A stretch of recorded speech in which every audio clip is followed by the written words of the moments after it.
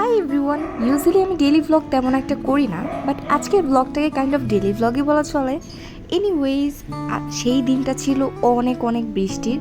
রাজশাহীতে আসছি মোটামুটি অনেক দিন হয়ে গেছে। তো ঘরের মধ্যে বসে থাকতে থাকতে অনেকটা বোর্ড হচ্ছিলাম, কারফিউ চলতেছিল।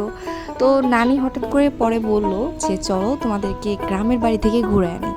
বলে রাখা ভালো, নানির রাজশাহী সিটিতেও একটা বাড়ি আছে, যার কারণে রাজশাহীতে আসলে বারবার নানির সাথে দেখা করে আর গ্রামেই যাওয়া হয় না, বিকজ নানিকে তো আমি সিটিতেই পেয়ে যাচ্ছি।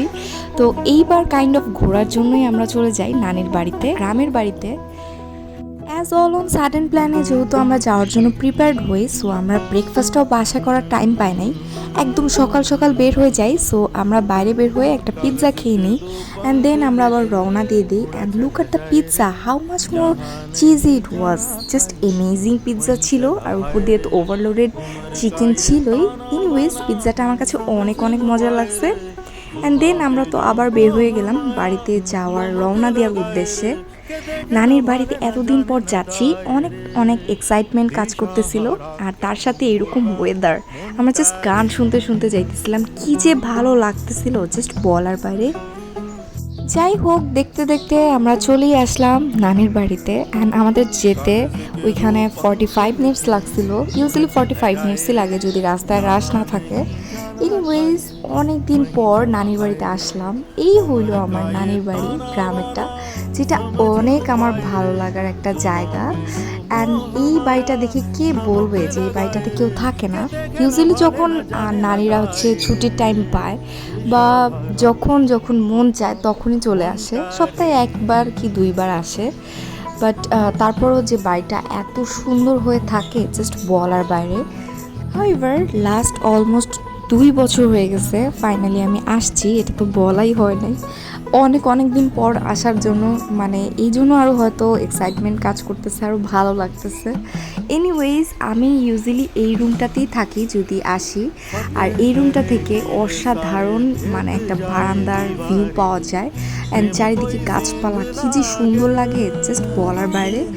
অ্যান্ড তারপরেও আমরা যখন আসলাম দেখতেছি তখনও বৃষ্টি লিটারেলি থামতেছিল না। অ্যান্ড এই ঝিনুকের মানে লরগুলোর কথা অনেকেই আস করতেছিলেন, এগুলো হচ্ছে মেনলি কক্সবাজার থেকে আমার নানিরা আনছিল। অ্যান্ড এই ঝিনুকের লরগুলো অনেক অনেক সুন্দর লাগে, বাতাসে দোলা দিলে এগুলো দেখতে আরও আইসুদিন লাগে, যেটা দেখতেই পাইতেছেন। এনিওয়েজ, আমরা আবার হচ্ছে একটু মানে হাঁটতে বের হয়ে যাই। আমি বারবার বলতেছিলাম যে চলো একটু হেঁটে আসি, যদিও রাস্তা ম্যাচ ছিল কাদার কারণে, তারপরও এত ভালো লাগতেছিল না, জাস্ট আলাদা একটা স্মেল নাকে আসতেছিল, যেটা একদমই অসাধারণ আমি বলবো। এমনিতেই তো বৃষ্টি আমার অনেক পছন্দ, তার মধ্যে এই গ্রিনারি প্লেসে হেঁটে যাওয়া আলাদা একটা এনজয়মেন্ট দিচ্ছিল আমার জন্য। বৃষ্টি বিলাসের জন্য কিন্তু গ্রামের রাস্তায় হাঁটাটা পারফেক্ট, আপনারা কিন্তু ট্রাই করে দেখতে পারেন। আই নো, অনেকে আবার বলতে পারে যে বৃষ্টি আপনার এত পছন্দ তাহলে ছাতা নিয়ে কেন হাঁটতেছেন। তাদেরকে বলি, ভাই আমার ঠান্ডার অনেক মেজর একটা প্রবলেম আছে। আমার ছাতা ছাড়া হাঁটলে মানে বৃষ্টির পানি ডিরেক্ট মাথায় পড়লে বা একটু বেশি ঠান্ডা লাগলে কি যে বাজে অবস্থা হয়, জাস্ট ওয়ার্স্ট হয়ে যায় সিচুয়েশন। অ্যান্ড আমার তার জন্য এতগুলো অ্যান্টিবায়োটিক নিতে হয়, যেটা আমার জন্য অনেক হার্মফুল। এনিওয়েজ, এই কারণে আমি সবসময় সেফটি নিয়ে চলি। যাই হোক, ওই দিন তো আর বৃষ্টি থামে নাই, সারাদিন অঝরে বৃষ্টি চলতেই আছে। দেন নানি আমাদের সবার জন্য fried rice, chicken fry and wonton বানাইছিল। এটা খুবই খুবই মজার ছিল। আসলে ফ্রাইড রাইসটা নানির হাতে এত মজার হয় যেটা একদমই বলার বাইরে। মানুষ বৃষ্টি বিলাসে খিচুড়ি দিয়ে বৃষ্টি বিলাস উদযাপন করে, বাট আমরা ফ্রাইড রাইস দিয়ে করতেছি, আই মিন চাইনিজ খাবার দিয়ে আমরা বৃষ্টি বিলাস উদযাপন করেছিলাম ওই দিন। এইটা একটা ভাবার বিষয় কিন্তু।